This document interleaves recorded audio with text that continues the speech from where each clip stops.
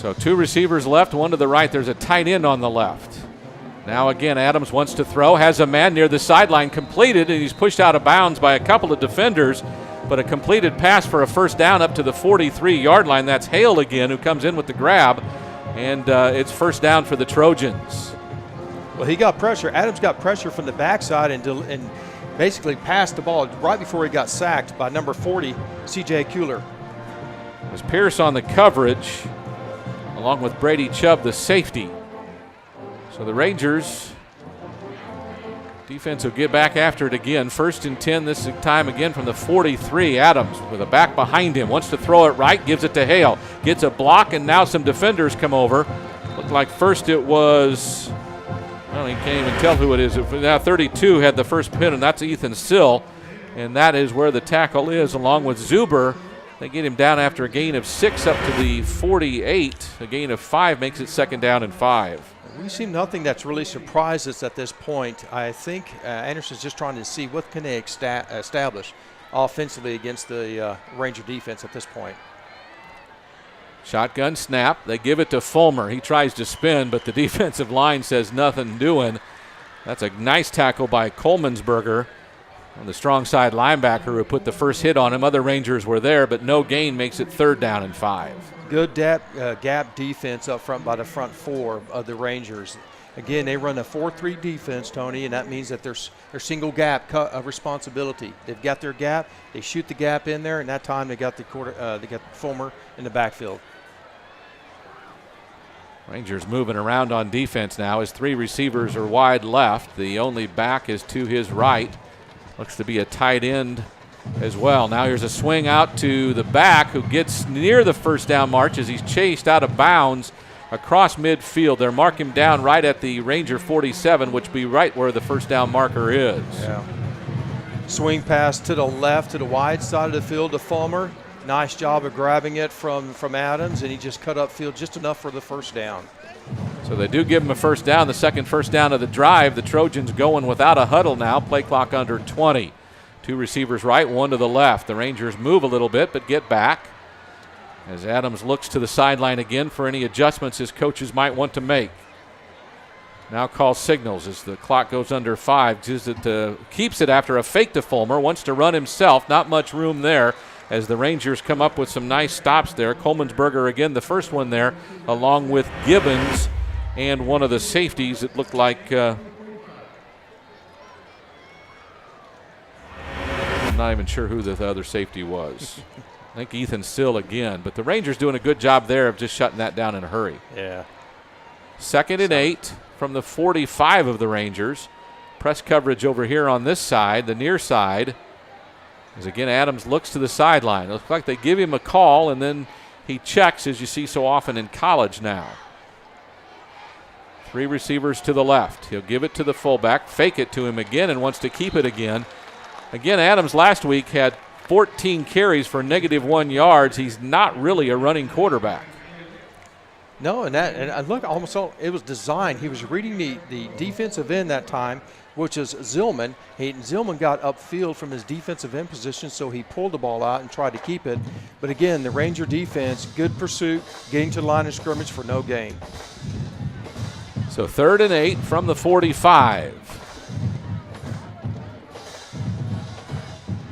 Adams takes the snap, rolls to his right. He's got some pressure, now has room. His foot slips, and the ball is thrown short, and I think Mason Pierce has picked it off. He has at the Ranger 20. So instead of forcing a punt, the Rangers should get their 2nd turnover of the night. The interception by Mason Pierce gives them 1st and 10 from their own 20. Well, you know, Adams was about to get sacked by Zuber blitzing from the outside, so Adams rolling to his right to alleviate the pressure by the blitzing linebacker, but underthrew the receiver right into the defender's arms. So the Rangers will come out again. Williams with a receiver right, 2 to the left. Gives it to the tailback. Is it Aiken? It's Aiken. And he'll get a couple of yards. Actually get first down yardage as he squirts out to the outside after starting with a little bit of crowd in front of him. It's a 14-yard gain up to the 34, and a nice job by the tailback, which is Nick Aiken, just a junior, 7 carries, 21 yards a week ago.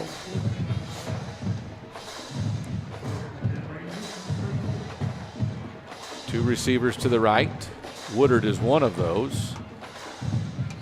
Williams looks left, now rolls right, throws it short, intended for the fullback Cervantes.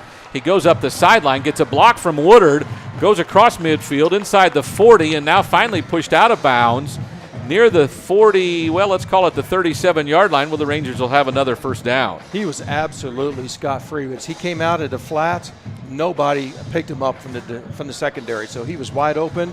It was a good, easy, pass and catch by Levi Williams to Cervantes.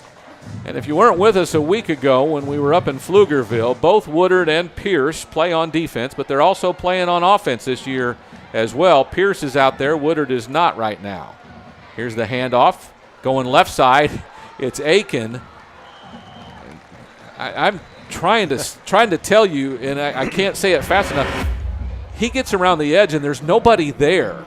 And I'm not sure our blocking, it's good, don't get me wrong. I'm not sure our blocking is so good that there should be a defender there, shouldn't there? I was just going to comment, it was good blocking by the left-hand side by John Bauer and Logan Smith. They caved the defensive line down inside, Tony. That's what made it so open. But where's the linebacker, or where's the safety? He's walled off. The linebacker's walled off. The linebacker got caught too? Yeah, okay. He got caught in because I'm glad they walled it off. you saw that, because that's the second time he's gone around the left. Here's a pass out to, this time it's Aiken in the flat. No one there. Finally tackled, not tackled, across the 20, across the 10.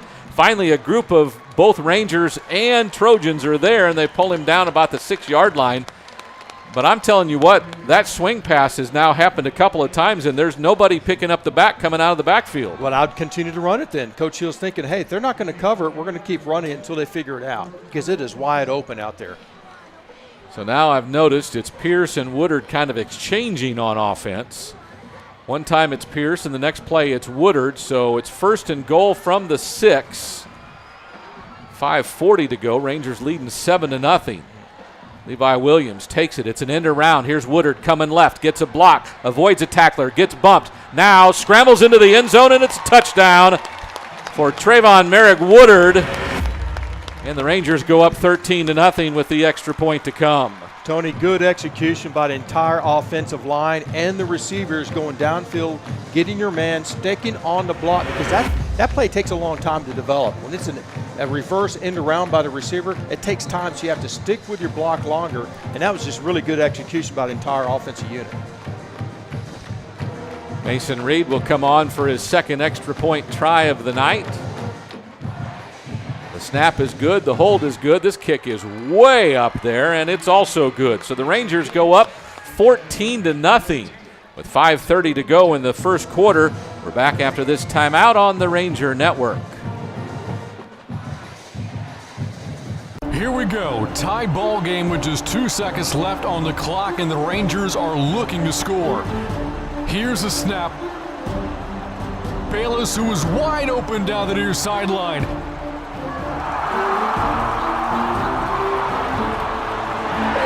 Makes a catch at the 10, the 5, touchdown.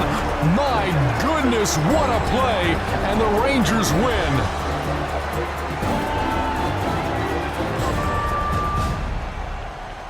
Ranger Network is back. 5:30 to go, first quarter action. The Rangers up 14-0. Mason Reed will kick off for the third time in the first 6.5 minutes of this game, and I'm sure he's not getting tired of it. The end-over-end kick. This one's a little bit shorter. It will be fielded. And avoiding a tackler is the returner out to the 15, as the Ranger coverage was good. But that's where the Trojans will stop, as tackle made by a bunch of players, including Brady Chubb on kick coverage. And the Trojans will start 1st and 10 from their own 15. Not a good position to be starting when you're back against the goal line on the 15-yard line. But, again, Anderson has got some big playmakers. If they can get the ball in their hands and give Adams a little more time to pass, that's their motive. That's what they want to do, 2-to-1 ratio, passing the football to set up the run. Back again is Adams. Has a running back to his side, a slot on the right side, 2 receivers on the right. Trying to get more blockers in there is my guess, and Adams will keep it again and get nowhere. A couple of Ranger defenders are pretty excited about the stop. Will Gibbons and was it Zillman? No, Pow Pow. They're all in there. Was there. I mean, this is a Ranger defense that I think is like a shark in the water seeing blood. Actually, it's just a pretty traditional what we see and think of, Smithson Valley Ranger football. The defense is fast. They're smaller, but they're fast. They're aggressive, and when they get there, they hit, and they're very mean when they hit.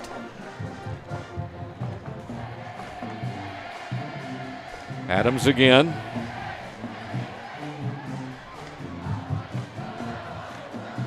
Hands it to Fulmer. Tries to, you know what? He pulled it out again, and he can be reading that in, but whatever he's reading, it's not working real well. He'll scramble to get a couple of yards across the 15, back to the 16, so it's 3rd down and 9. I think defensively, when you're scheming this game, I think the defensive coordinator for Smithson Valley said, we want the quarterback to run with the football. We'll take the dive man, Fulmer, and that's what we're seeing happen. Okay.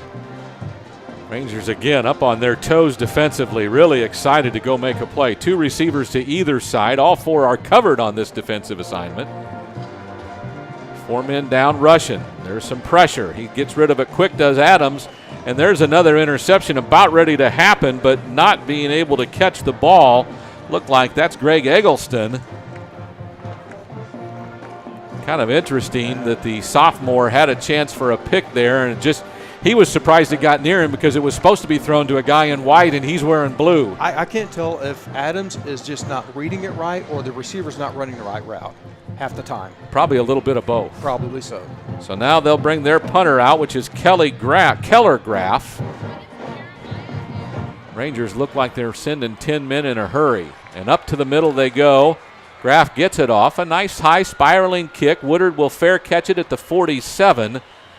So give him almost 32 yards on that punt with no return, and the Rangers start 1st and 10 from the Trojan 47, and we'll look as they bring the offensive unit back out. Again, 3:52 to go in the first quarter. Rangers up 14-0, and I'm telling you what, Jeff, this could be something that gets away in a hurry if the Rangers are able to put something on the board here. I think Coach Hill wanted to start fast. That's what the team is responding to his command. It does have a little bit of visions of last year's game as well. Yeah, last year up in Austin was ugly. Rangers scored at will, I think 34-36 at halftime, something like that. Here's Williams out to the edge. It's Pierce, avoids one tackler, avoids another tackler, gets run from behind, but not until he gets near 1st down yardage, near the 37-yard line, and we'll have to see if they mark it that way. A couple of Trojans got to him, but not really in very good time. That was just a quick hitch out there to the Y, to the Z receiver on the far side, on the short side of the field. And again, Pierce did a nice job of avoiding the tackle on the line of scrimmage, picking up 9 yards, close to a 1st down. So 2nd and just inches to go. Williams now has 3 backs. Hand off to Frash. He'll get the 1st down across the 35. Dragged down by a couple of different defenders. It looked like that was Rattle along with Vasquez in on the tackle. Nothing fancy there. What they're trying to do is put a lead block in, go right in through the 2-hole, through the B gap, and just man-on-man blocking. And at this point in the game, Smithson Valley, they can do whatever they want offensively. Here's Williams out to the edge. That's Frash who came out of the backfield. He'll avoid a couple of tackles. And they're just not tackling very well either as he gets across the 30 near the 26-yard line. It'll be about a gain of 7. It'll be 2nd down and 3. It's that swing pass again this time to the fullback Frash out to the right-hand side. And again, the Trojans defense is not picking that up. I don't know if it's just misassignment or what, but it's a good-looking play, and until they can stop it, I'm sure they're going to keep calling the number. Woodard is wide to the right. Hunter will join him on the right, so 2 backs or 2 receivers to either side now. Williams has Frash in the backfield with him. Again, Frash a freshman, Aiken a junior. The 2 guys getting most of the carries. so far this season. Fake of a handoff. They give it to Woodard. He has a blocker in front of him. Makes the first man miss him. Now makes another miss him. Across the 15. Across near the 10 before he's dragged down from behind. Looks like Cameron Langford was one of the tacklers there, one of the safeties. But Woodard did a nice job of kind of reversing field as he catches the ball near the right sideline and comes back across the grain and gets another first down for the Rangers. Good looking play. And Woodard had number 5. Hunter out there as a split receiver blocking his man, so it really freed up Woodard to be able to cut across the field and make the yardage. 2 receivers either way again. Woodard here on the left. Williams, a nice pitch coming left against the grain. Frash into the end zone, touchdown. I would like to tell you that he broke tackles and he avoided defenders, but he caught the ball at about the 15-yard line, and now there's a Ranger down on the field, and that dot is not good. The touchdown puts the Rangers up 20-0, but there is someone on the far side over there, and I don't know if, well, we won't even try to guess. It looks like the starting center, does it not? Yeah. Justin Brestel, the senior offensive lineman. Looks like he's holding on to one of his legs, but needless to say, there's a touchdown. It's 20-0, 2:03 left in the first quarter. The Rangers are up, but he is not moving, not getting up. He's laying on his left side, and you just hope it's not something too bad. I mean, the senior, one of 3 seniors that start on the offensive line, along with a couple of juniors. You know, the offensive line, they look so much crisper from game 2 compared to game 1 last week. And again, there's usually your biggest improvements come from week 1 to week 2. We know that. But I tell you, Smithson Valley, they came out, the Rangers, they were determined, they were fast, they looked crisp, they looked clean, they're executing. It's pretty impressive. It is.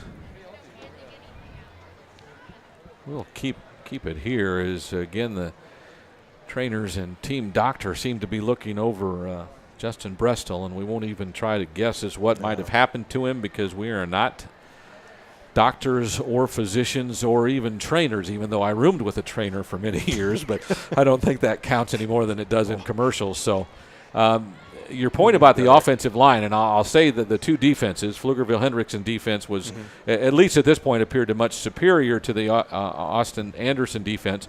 But it doesn't matter when you're trying to accomplish something. You're still blocking someone who's out there alive.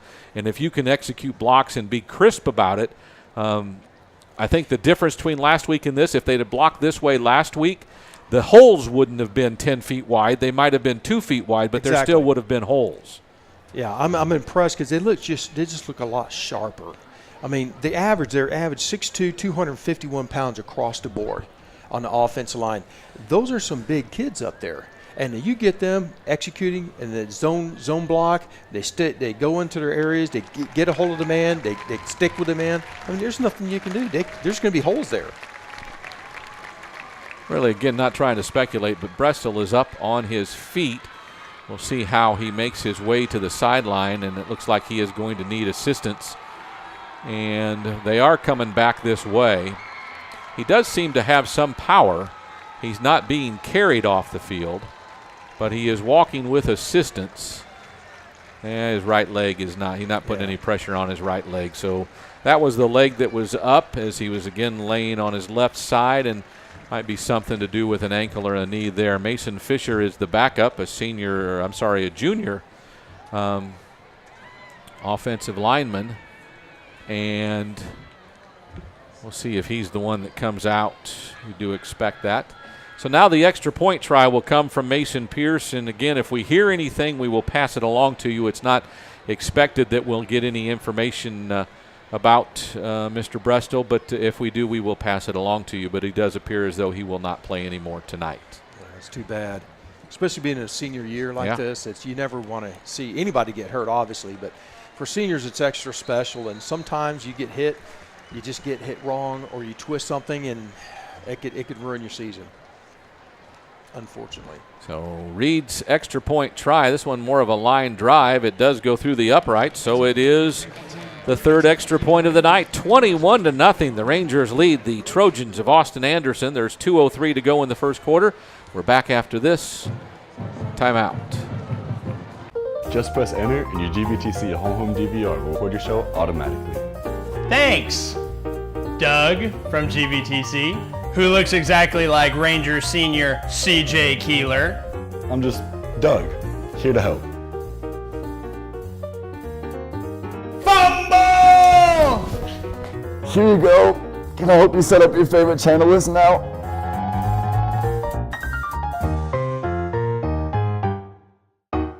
When you're ready for a break, hurry in to Chicken Express. Let us do all the cooking for you. We always offer high-quality, affordable meals that the entire family will enjoy. Our chicken is never frozen and it's hand-battered fresh so you can really taste the difference. You can expect fast and friendly service at Chicken Express, whether you dine in, drive through, or drive up. Hurry in and hurry back to Chicken Express. We're back at Rangers Stadium. It's 21-0. The Rangers lead the Trojans of Austin Anderson. A game eerily similar to a year ago when the Rangers went up to Austin and just thoroughly dominated the first half. Came out of the locker room a little sluggish and gave up a couple of touchdowns, but then ended up winning 60-20. So it was one-sided.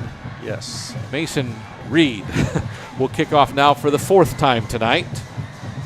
His end-over-end kick seems to be carrying towards the far end zone, and it's fielded and pulled out to about the 20. As the Rangers, that's Good Zuber, yeah, who came down and just threw him backwards. Looks like it is Fulmer that's doing the kick returns, although. You know, Fulmer last week had 117 yards Yeah. kickoff returns. That's an average of 23 yards per kickoff return. But he just has nowhere to go. I mean, give credit to the kickoff team for the Rangers. I mean, they're really covering the field, and they're breaking down and not letting him to scoot and jig and jug, and, you know, they're making the play up front. Agree. He's had a 20-yard return and a 15-yard return and two that he didn't return. Here's again Adams keeping it. Gets back to the line of scrimmage. Not much more. Should be second down and maybe 9. Maybe they'll give him a yard. Gibbons in on the tackle. Along again with defensive end Zillman has played active tonight from his left side. Trey Witcher, the sophomore defensive tackle, has also been on some plays tonight as the defensive line has some movement. Now they'll rush the passer. Adams rolling to his left, throwing, and incomplete as it goes over the head of his wide receiver, and that looked like Mitchell. So it's 3rd down and 9. Well, they tried to get Adams out on the perimeter so he wouldn't get any pressure up front, and he was open. He just missed a target, Mitchell, who really beat the corner on the route, but again, Adams just wasn't able to connect it. So again, they look to the sideline. 3rd and 9 is the call. The Rangers adjust as they send 3 receivers to the left, 1 to the right. And one of the 3 receivers here on the left is uncovered. Let's see if they can take advantage of it. Here's a throw, a bad throw. Pressure in at Adams, but he had a man. The inside receiver just takes a little out route. Gibbons was one who put the pressure on, but just a little out route intended for Mitchell, and he overthrew him, so it's 4th down. Well, Tony, it's 3rd and long. What do you think they're going to do? So you send a blitzing linebacker right up the middle, and that time, you know, Gibbons was in his face, and he didn't really have a good throwing lane to even make it throw. I can tell you the guys in blue want to block a punt, but with their 3 guys in the second level, well, here comes someone from the outside. It was Pearson, about a step slow. Woodard fields the punt at the 47 of the Rangers. He's got room on the left side. He stiff arms the defender, now moves back to the right, gets around him. Now more pursuit is there as he gets across the 35. So a return of about 20 yards to the 34-yard line will set the Rangers up 1st and 10. And again, the coverage was not too bad. Trey Wood, a senior linebacker, came up with the final stop. What it looked like when he was running the football, he was playing amongst boys, didn't it? He was stiff-arming and throwing them down, just doing what he wanted to do. And I tell you what, he's a heck of an athlete. It's going to be nice seeing him at the next level in the next year or two. He does look like that quite often. 3 receivers to the right, a single receiver to the left. Aiken is the tailback. Williams wanted to throw it long. Now fires the ball in, and it's caught by Hunter. Adorzal Hunter comes up with a spectacular catch at the 20 with the defender all over him. That's Jack Bradbury. But Williams just fired the ball into a tiny hole, and it was caught. Did you see how Williams moved his feet to avoid the rush? That's what impressed me. You know, he had some pressure from the outside. He was able to move up in the pocket, keep his feet moving, and keep his eyes down the field to be able to deliver a nice pass for Mitchell. He looks better every play that we see him, doesn't he? The junior quarterback playing for the first time at the varsity level. This is his second game. 21-0 Rangers in the closing seconds of the first quarter. They give it to Aiken, coming off left, avoids one tackler, now puts the speed on and gets across the 10 before he's shoved out of bounds. 3 different Trojans defenders are there, including Andre Jackson, and the Rangers are set up first and goal from the 9. You know, you're in 10 personnel. That means you have 4 wide receivers and 1 running back, that being Aiken. And it's just a straight dive play, zone block up front, and they're just manhandling the defense at this point. The saddest thing, I think, from a defensive standpoint, there was a guy who came up to make a tackle, and he just simply got out-juked, and Aiken just made him look silly. So the Rangers break the huddle. Aiken behind Williams. Hunter and 2 other receivers to the right, a lone receiver to the left. First and goal from the 9. Here's motion. They fake it. Williams keeps it. He runs up the middle, gets spun around to the 5, where he'll be down second and goal from there. Down on the bottom of the pile, that looked like, again, Trey Wood, one of the senior linebackers. I don't think Williams had any intention of handing that ball off that time. He pulled it out and saw a big old hole up the middle, so he took it. All right, we head to the second quarter as that's the end of the first quarter. The Rangers lead it 21-0 on the Ranger Network. It's really great to be part of this wonderful community. Smithson Valley is about friends, family, and taking good care of one another. And at Ferris Orthodontics, we believe in the same thing. Our new patients are referred to us by friends. We treat everyone like family, and we will take care of you by giving you a healthy smile. Ferris Orthodontics. Line them up. Introducing Hut Rewards from Pizza Hut. Finally, a rewards program that gives you points toward free pizza with every dollar you spend online. And get unlimited double rewards through October 1st. Don't settle for a piece of the pie. Join Hut Rewards today and earn free pizza faster. That's why no one outpizzas the Hut. Back to Ranger Stadium, where the Rangers lead it 21-0 heading into the second quarter, and on the move again with a second and goal, and the Sticks are having a hard time getting down here. I just noticed that as I looked up across the field. They get tangled up or something? Actually, I think they decided to do what they should have done since it's first or second and goal from the 5. You don't need the Sticks, and they just had to walk all the way down here, and I don't think they were happy about that. Williams will send one receiver either way. Now a tight end to the right, 2 backs in the backfield. Williams takes it, hands it to Aiken, who gets into the end zone. I'm telling you, that's hard to describe, but the little man just simply shifted his feet and made some nifty moves and avoided enough defenders. He ran over. Velez got run over at the goal line, and the Rangers go up 27-0, their 4th touchdown of the first 12 minutes and 6 seconds of this game. Well, you're second down on the 6-yard line. You put in an extra tight end, an extra fullback, and you know they're going to run between the tackles. So you just man up and you just blow through there, and that time Aiken just ran over Velez and got into the end zone for the touchdown. All 5'9", 160, Nick Aiken. Here's the extra point try from Reed. It's up and it's good. It's 28-0. We'll keep it here as we've just started the second quarter. The Rangers lead it 28-0. That's the 4th touchdown of the night for Smithson Valley against the Austin Rangers. And this time, again, I tell you how big he is, because when you say he runs over a linebacker that's listed at 6 foot and 180, Nick Aiken is 5'9" and 160, and he did just run over him. It's about determination. It's about keeping your legs moving, your feet moving, sheer determination. I can tell you I was a very nice spectator on that play. I had thoroughly enjoyed watching him. When he took that handoff, I mean, there was a crowd there, and he just I don't want to say he tiptoed because he wasn't, but it looked like he was tiptoeing his way through the crowd until he ran over the linebacker at the line or at the goal line.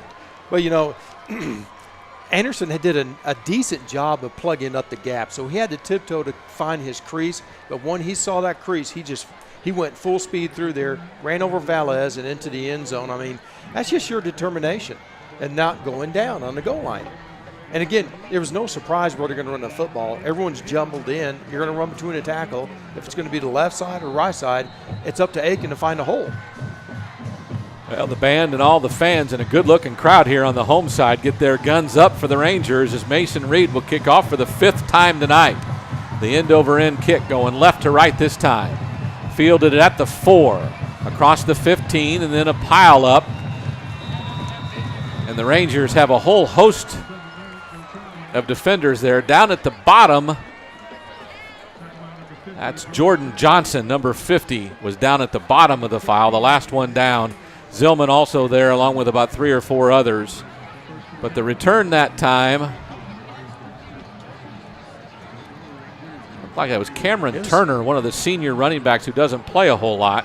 No. He was back on kick coverage that time, or kick reception that time, brought it out. Now 2 receivers to the left, a slot on the left side, and the tailback is left of Adams, the quarterback. 1 receiver's out to the right. Now he changes the something, not the play, but something at the line. Adams takes the snap. Little delay coming this way. It's Fulmer. Breaks 1 tackle and then finally brought down. Nice looking run that time by Fulmer. Gets out near the first down, and they are going to mark him for first down yardage. Well, that's the first time we saw that counter Trey play where they pulled it off guard. Alanaze, and he went up into the hole, and Fulmer just followed right behind him for a first down. Manoa Pow on the tackle. Here's another handoff. It's Fulmer going right. He has 1 man to beat, and he gets by Woodard. Now the cornerback pushes him toward the sideline, but again, Fulmer running with some authority now. Gets 9 yards up near the 39, 38-yard line. It'll be 2nd and 1, but they're getting to the edge now a couple of plays in a row. Well, they keep running to the right-hand side where their tackle, Zach Soto, is 6'2", 280 pounds. He's caving down that defensive end. That's where they're seeing the crease. They're finding a crease. Adams again with 2 receivers to the left, 1 to the right, a slot on the left side, and a single back to his right. His offensive line kind of turns and pivots and waits for some words of wisdom, and now the play clock goes under 5, and it looks like there's illegal procedure as someone moved too much on that offensive line. It'll cost him 5 yards. Didn't see it that time. Excuse me. I didn't see any movement. Did you? I did not, and I don't know if it was the receiver because he's over there chirping a little bit, and the coaches are not very happy about the call. But instead of 2nd and 1, it's now 2nd and 6 back to the 34-yard line. Yeah, it changes it a little bit. They didn't go back to the huddle. They didn't change the call, didn't look like, so they're going to stick with the same play call.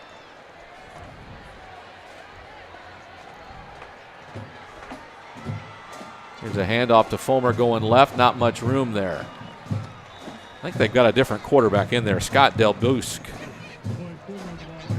Fulmer with the carry, but Del Bosque, a junior quarterback, is now taking snaps. Number 10, 6'1", 195-pound junior. Did not play or did not have any stats a week ago, but he's the quarterback now for the Trojans. Down 28-0 are the Trojans. 3 receivers right, 1 to the left. 3rd down and about 6. Quarterback will throw over the top, intended for a receiver out there covered by Mason Pierce. Intended for, I think that was Mitchell again, but it goes incomplete. First pass of the night by Scott Del Bosque. You know, Tony, that's not a bad play. You want to start stretching the field. They had a little success running the football. Go deep to your number 1 receiver, Mitchell, down on running a fly route. That's not a bad play to kind of start Smithson Valley stretching their defense back. So 4th down, they'll send their punt team out. Again, Keller Graff, the senior punter, almost got it blocked by Pierce again. The high spiral angles out of bounds, and we'll see where they'll mark it. I don't know where he's going, but he better start coming back. The side judge. He's walking. He was running clear to the 30 because that's where it landed, about 30 yards out of bounds. The Ranger huddle is in his way now as they finally mark it, well, just around the 40-yard line. Not a good punt that time. No, definitely field position has been the advantage of the Rangers in tonight's game. Of course, a lot of that's caused by them, but just their sheer execution and also the turnovers. And again, a bad punt by Anderson. And now we've got good field position for the Rangers. I don't know what they can do defensively to stop them at this point. So from the 35, the Rangers will go 1st and 10. Williams has some motion going left from Hunter, or actually from Cervantes. Now he'll throw it too high, intended for a receiver there that we haven't seen before. No, I'm not sure that wasn't Jonathan Perez, or rather Chris Rivera was the intended receiver. It goes through his hands a little too tall, and it's 2nd down and 10. Looked like they're defensively kind of in a single high man under, because it was man to man, and the receiver was open. It was just a little too high. So some backups in on the Rangers side of the ball.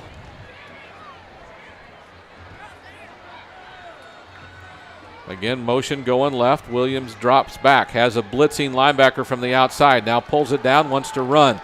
Misses a block, does one of his wide receivers, but he avoids the defender across midfield and gets all the way to the 46-yard line of Anderson.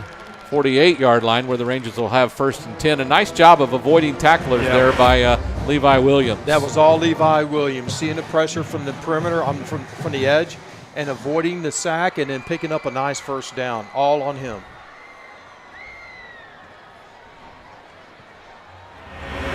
So the Rangers 1st and 10 from the 48-yard line of Anderson.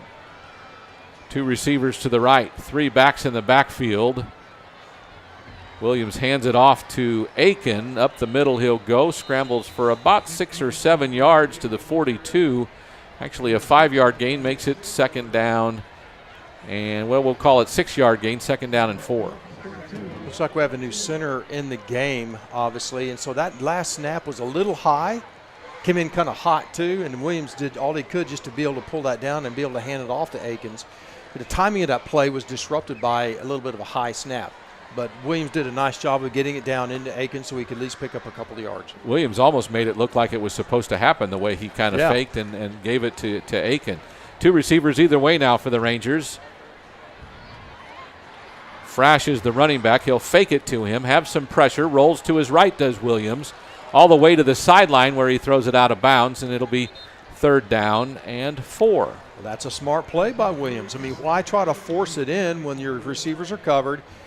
Just don't. At this point in the game, why try to force it in? Just throw it out of bounds and live to play another play. Andre Jackson is a junior corner that's on this side. The other guy out here is Peyton Zachary. I think we have an illegal man downfield. Okay. You hear that and you kind of think, could that have happened on this play? And you certainly see the way he was running. You don't know if he's going to pull it down and go. Exactly. He just ran a minute ago on a scramble. And exactly. So they're back near the original line of scrimmage. It's 2nd down and 9 as the 5-yard mark-off goes against the Rangers. So 2nd and 9, 2 receivers right, 1 to the left, 2 backs either side of Williams. Now motion and a handoff to Frash coming right. Avoids a defender, avoids another, gets a nice block on the edge, but it's going to be called for a hold. Looks like it is a hold on Michael Hilston, the senior receiver. Held on too long. Frash did a nice job of getting across the 30 on his run, but it'll come back with the hold right around the 37-yard line. I was just going to comment on Hilston. I thought he had a good block. He held his block for a long time, but it looked like his inside arm kind of got a little high around the shoulder pad area. Referees are going to throw the flag every time. So as we talk about as laymen, you can hold as long as you keep your hold inside the shoulders. Exactly. Okay, so offensive holding is legal if you don't get caught. There's holding on every play. You do. Well, there's no doubt about that. From a defensive man like me, I mean, there's holding on every play. A defensive guy will never argue that. And that is something that happens at every level. Absolutely. Sometimes they're just a little bit bigger and faster at the higher level, but they're still holding the same way. 2nd and 10 as the ball's all the way back to the 48. 3 receivers left, a single setback behind Williams. Straight drop back, 5-yard drop. Gives it to Frash out in the flat. They do a better job of covering it that time. Yeah. He'll only get a couple of yards as a couple of defenders are there, including John Mark Radel. And Andre Jackson was there as well. So a gain of about 2 makes it 3rd and 8.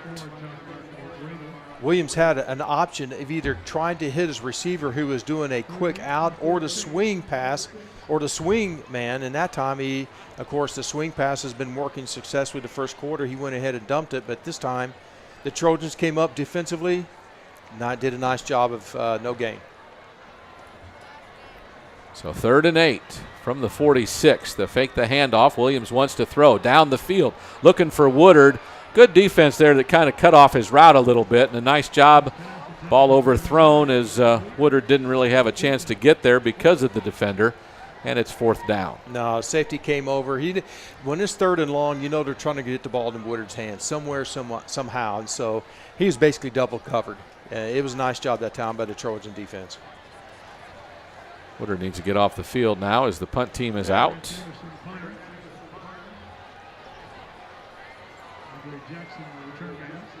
Brant Anderson averaged 32 yards a punt last week. This is a nice high kick. Gets a Trojan bounce and then a Ranger bounce, and will go down near the 17-yard line. So about 30 yards on the punt, no return. The Trojans will start 1st and 10 from their own 17 with 8:41 to go here in the second quarter. Both teams coming out quickly, so we'll keep it here again. Is again 28-0. Smithson Valley on top of Austin Anderson with 8:41 to go in the second quarter. Looks like their starting quarterback might be back. He looks like the taller of the two. I think that is Adams. So Adams with 3 receivers right, 1 to the left. Quick throw to the right. Has a man tipped and intercepted. It's picked off and bringing it back the left side inside the 10. 5, touchdown. A nice job by Ethan Sill, the junior, who had 5 tackles a week ago, including 4 unassisted. Gets a pick 6, and the Rangers go up 34-0. How many times do you see that when the inside receiver tips the ball instead of catches the ball and it goes up in the air and the defender's there to receive it? I mean, it happens every time. And at that time, it's a pick 6. So 34 on the board. Mason Reed for another extra point try.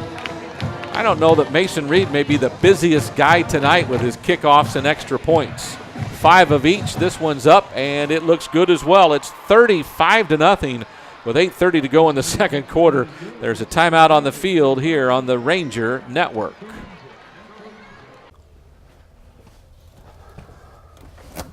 So this is it, huh? Yep, this is where it all starts and finishes.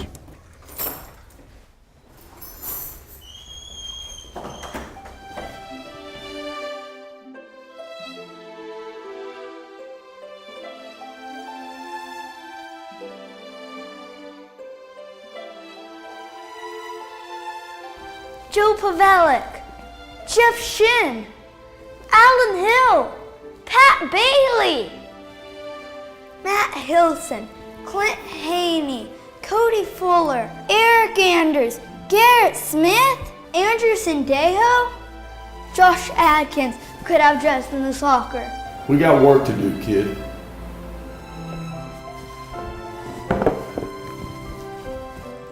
We're gonna go inside, we're gonna go outside, we're gonna get him on the run, we're gonna keep him on the run, then we're gonna go, go, go, go. We won't stop until we're across that goal line. This is a team they say is good. Well, I think we're better than them. So what do you say, man? Let me give it a try. Making videos is not easy. It's confusing and it's hard work. Well, I'm here to tell you, when your back's against the wall, call Wick Productions. It's who we use for game night scoreboard production and the Rangers Network. Amazing, Coach. Another perfectly executed shameless plug.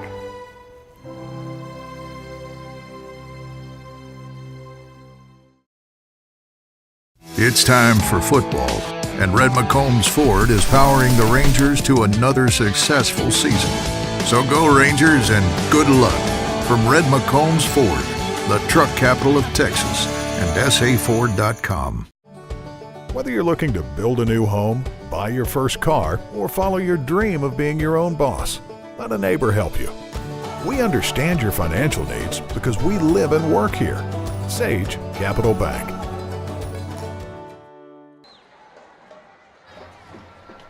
And we're back to Ranger Stadium. The Trojans will field the Mason Reed kickoff and get clobbered as kickoff coverage is awesome again. It's number 50. It's Jordan Johnson who gets down there first again, as it's Merrick, Trevor Merrick, who is trying to return it. This time gets to the 17, so they have not had a kickoff return outside the 20 yet, thanks to Ranger kick coverage. You know, I think we're going to make a petition right now, Tony, to get Reed's leg. He needs to ice it at halftime. He's not had this many kicks in what, probably weeks. I'm not sure he kicks this much in practice. He's getting his practice now. Yeah.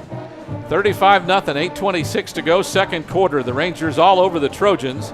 Adams in at quarterback with two receivers either way. Wants his back to go in motion, so Fulmer does.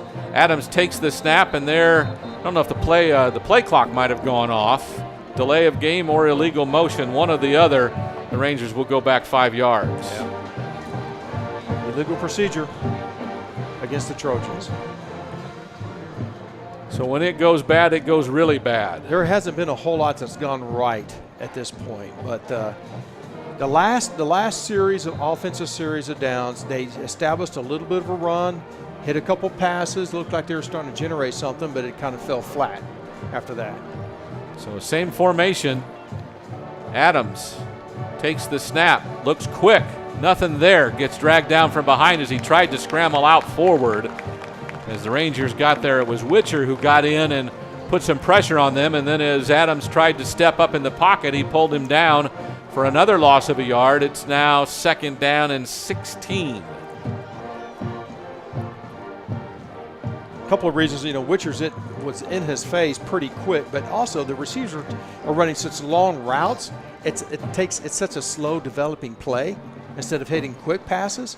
The quarterback, Williams just need to get rid of football quicker. I guess my question is, why are they running such intricate routes? He doesn't have enough time. Now Fulmer on a little delay tries to get out and comes out to about the 15 before a couple of defenders are there, including it's Zuber, who was one of the first ones there, along with Gibbons. And a gain of about 4 yards to the 15 makes it 3rd and a long 12. 3rd and long. They've had a lot of 3rd and longs tonight. And again, you want to pick up the first down so your routes are longer. Well, Adams has not had enough time to really pick the open receiver at this point. You know, start off with those quick hitches, the quick passes, try to get something, generate some momentum. Instead, yeah, they're going to have to try to pick up 14, and it's not 15 like yards. coverage is real tight. No, it's not. They're all back at 10 or 15 yards. Here's a little screen to the left. It's completed. The block isn't held, and the receiver will go down quickly. It's Dean Dixon, and he'll get a gain of about 6 before he's dragged down by Pow and also by Keeler. So it's 4th down and about 6 at the 21, and here comes the punt unit for Austin Anderson. Good job by the defensive unit by really swarm tackling, team tackling out to the screen. That's what you like to see as far as Coach Hill's concerned, the defensive coaches, having those kids just, you know what, it's a screen pass. I'm running over there as fast as I can and try to make the play.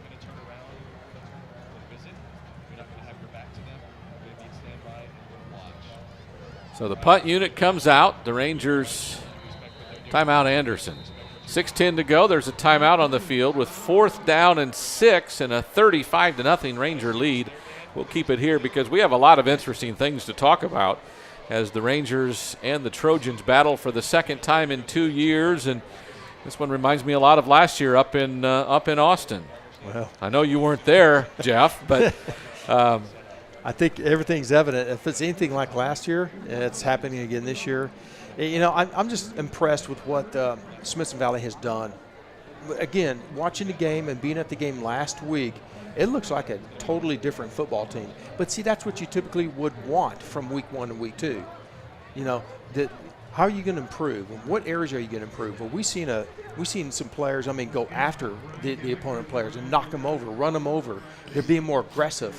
It looks like more of a Ranger football team of tradition. Again, the Rangers put a 10-man rush on the Trojans, trying to get to that punter. Quickly getting the ball out is Graff. This one not a very well kicked ball, but gets a nice roll as it bounced just past the 40. So it had gone in the air about 20 yards and gets almost that long of a bounce up to the 43-yard line of Smithson Valley. So almost a 43-yard or 42-yard kick. No return. Again, good field position for Smithson Valley. I mean, here we go again. The Rangers are, first down on the 43. Great field position. And I get my math better. That was a 37-yard punt, not a 43-yard punt. So pardon me for my field math. I couldn't say field position. Is this a new quarterback? What is that number of the quarterback? Is it Williams? Yes, it's still Williams. A throw out to the edge. Completed. And scrambling is a receiver that hasn't been out there a whole lot tonight. It looks like Kuykendall. Okay. 81, Nicholas Kuykendall, a junior, 5'7", 140. His first reception of the season. Nice block downfield that time by Ricky Rios, number 11, taking the cornerback and then just latching on and holding that block for a long period of time. It's a good-looking play. So a lot of different receivers getting on the field is what I'm trying to tell you in a 35-0 game here in the first half with under 5.5 to go. Here's a receiver sweep. Yep. Chris Rivera will get for first down yardage. He crossed all the way to the 20. You know, it's getting really hard to describe the fact that there aren't defenders out there because the blocks are just getting overwhelming, that their pursuit isn't real solid. Yeah, it's called execution. Yeah. They're executing the play as it's supposed to be, as drawn up. Brance Anderson, the punter, was out there as a receiver. Now Rios goes left. It's Hunter and I think Rivera here to the right. Nick Aiken in the backfield. Now here's a pass out to the side. It is for Kuykendall again. This time not getting a lot of help blocking as the defenders are there in a hurry. They'll give him a forward motion up to the 17, but just a short 3-yard gain makes it 2nd down and 7. Zachary Payton was the first one from the Trojans to get there on that one. That time, the Trojans were in a base defense, 43 defense, cover 2 zone, two safeties back. They were just going to play base defense, and they reacted very quickly up for that screen pass. Yeah, Zachary Payton is a safety who's been on the field much of the night tonight, even though he's not on the depth chart. So good for him making a stand this week. Here's pressure on Williams right up the middle, and he gets popped good, does Williams, and it's picked off near the goal line. The Rangers will tackle the interceptor, but Williams got hit, knocked off his feet after he avoided pressure the first time and throws an interception, his 2nd of the year, first one tonight. Probably not a wise decision to throw it across your body. When you roll out, your right hand, you roll off to the left. It's hard to throw because your right hand, you're throwing across your body. He didn't have the speed and velocity on that pass. And again, it was probably forcing it in when he didn't need to. It was intercepted.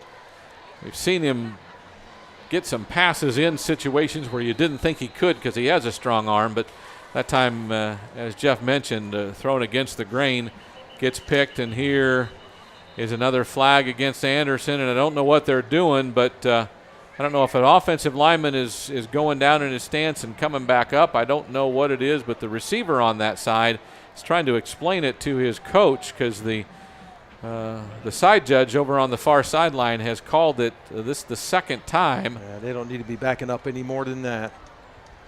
So before the snap, legal substitution. Okay, so someone, don't know if there were 12 players on the field or someone didn't come to the huddle, whatever the case might be, they get called for an illegal substitution.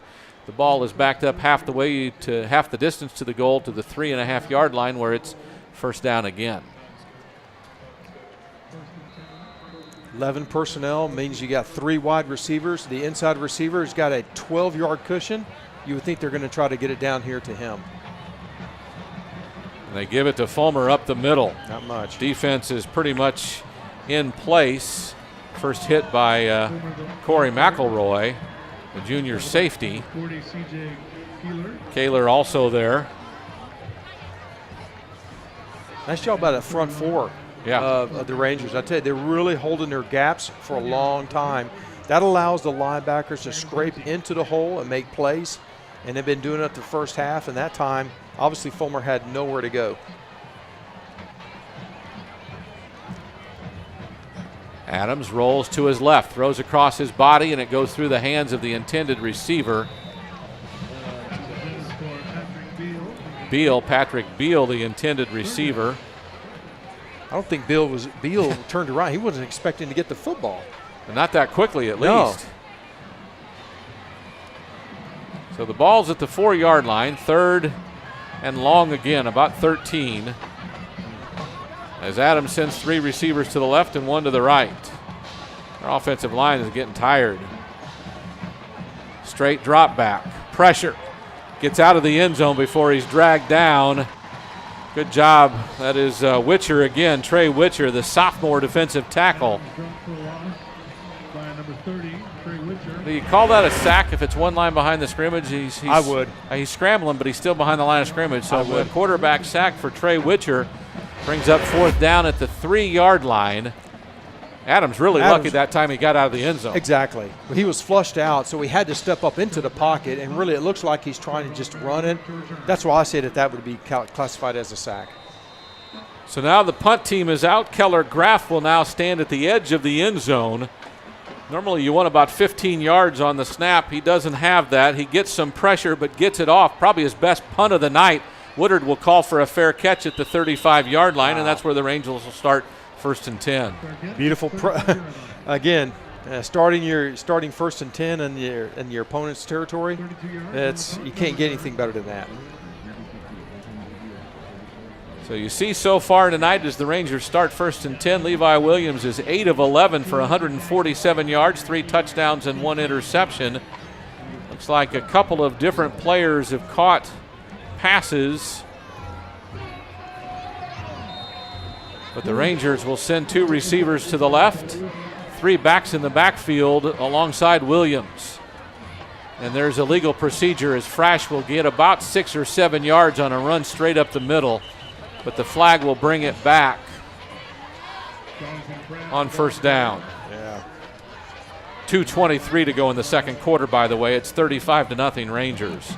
Illegal procedure, the call. Good looking play, though. Good looking play. The way the left side of the offensive line's been blocking John Bauer, Logan Smith, and of course now Mason Fitcher, who's in for the injured Justin Brestel. They're doing a nice job of really walling down that defensive side, and it actually cuts off the linebacker. It's been open for the running back all night long.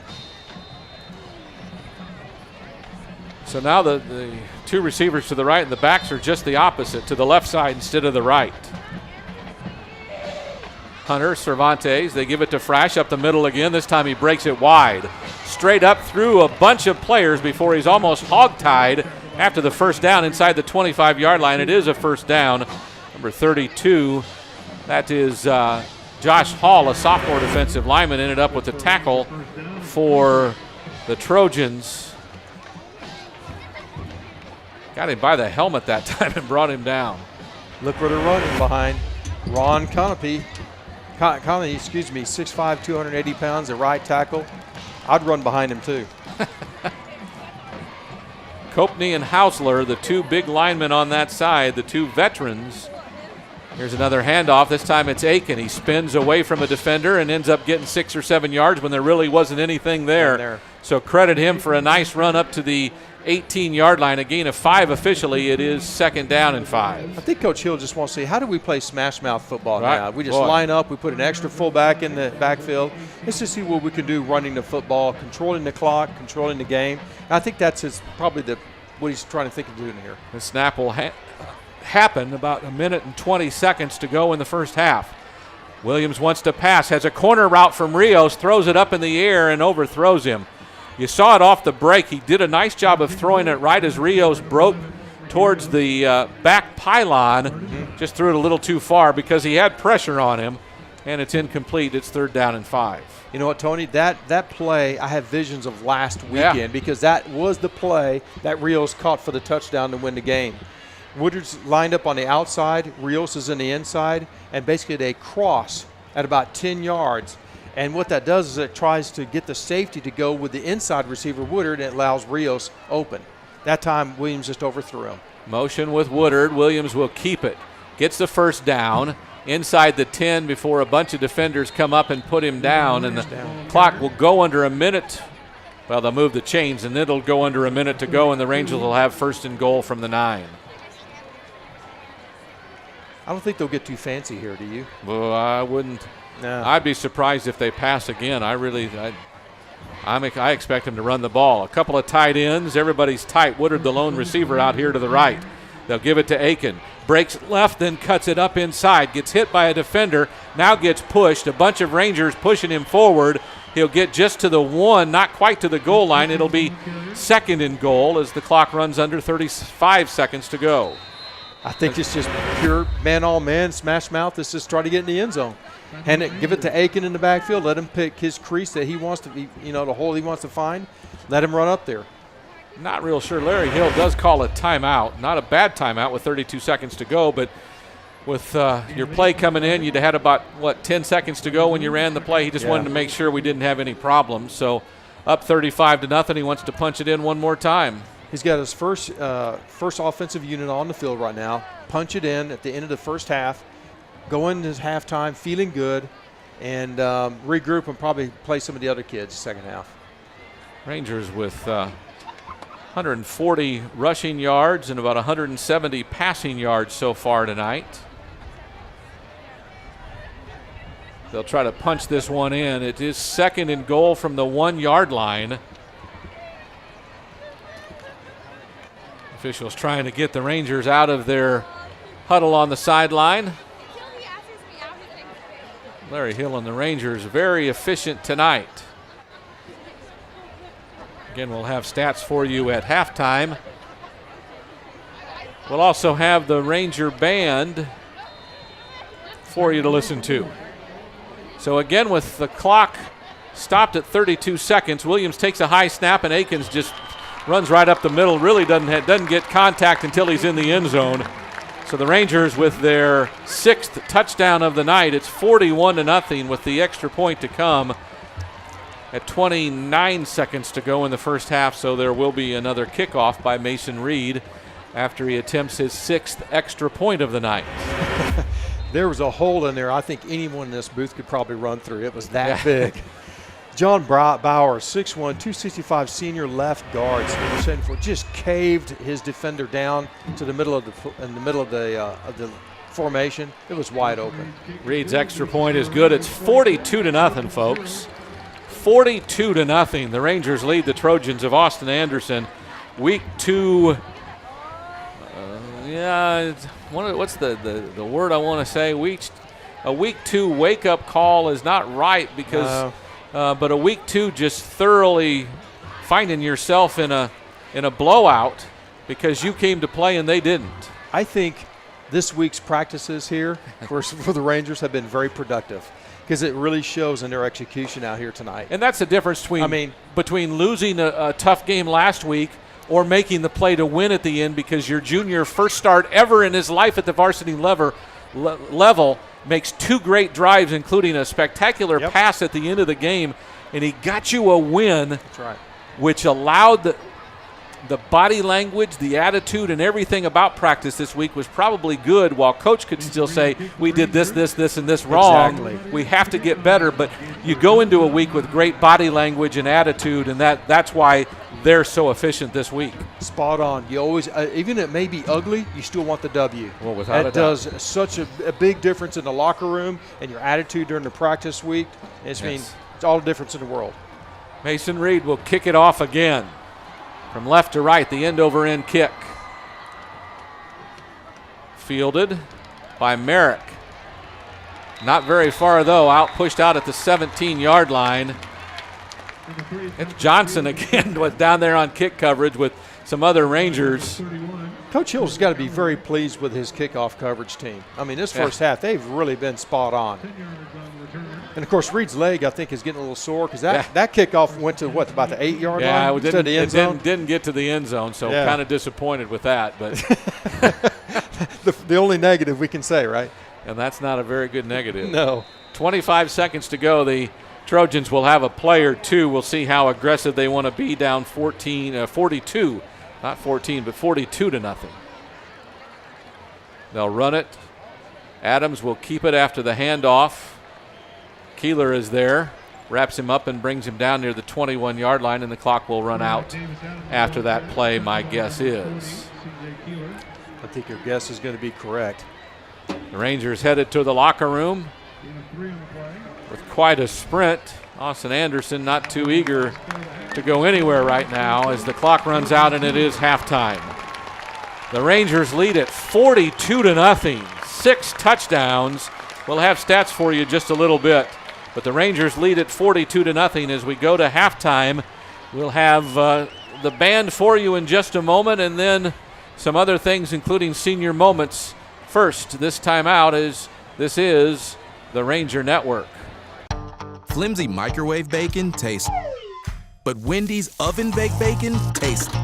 Add it to fresh, never frozen beef, and you've got a Junior Bacon Cheeseburger. A JBC with 4 nuggets, fries, and a drink is what makes Wendy's 4 for $4 so deliciously different. Where'd you get the taco? Smoky Mo's Barbecue. I got the grab-and-go taco combo.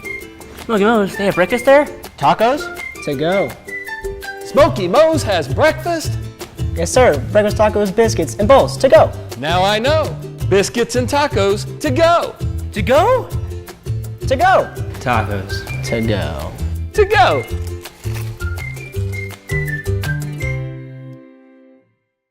Now, please welcome the award-winning Silver Spurs.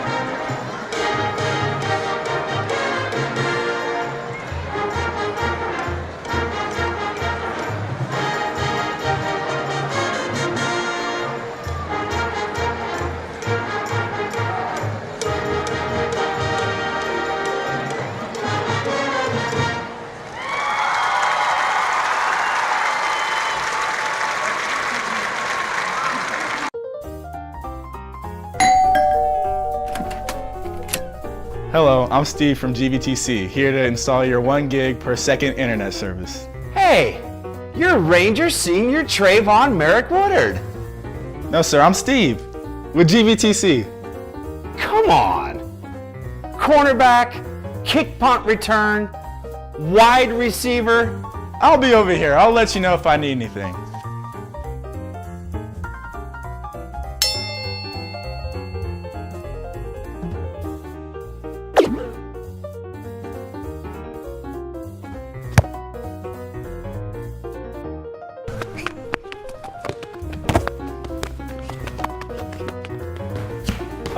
Just came in to set up your Wi-Fi. Thanks, Steve. It's time for football, and Red McCombs Ford is powering the Rangers to another successful season. So go Rangers, and good luck from Red McCombs Ford, the truck capital of Texas, and SAFord.com, where you'll always shop over 1,000 vehicles, including the largest certified pre-owned inventory in all of Texas. Red McCombs Ford, the Rangers' one-stop place to shop for new, pre-owned, fleet, and quick lane service. Go Rangers.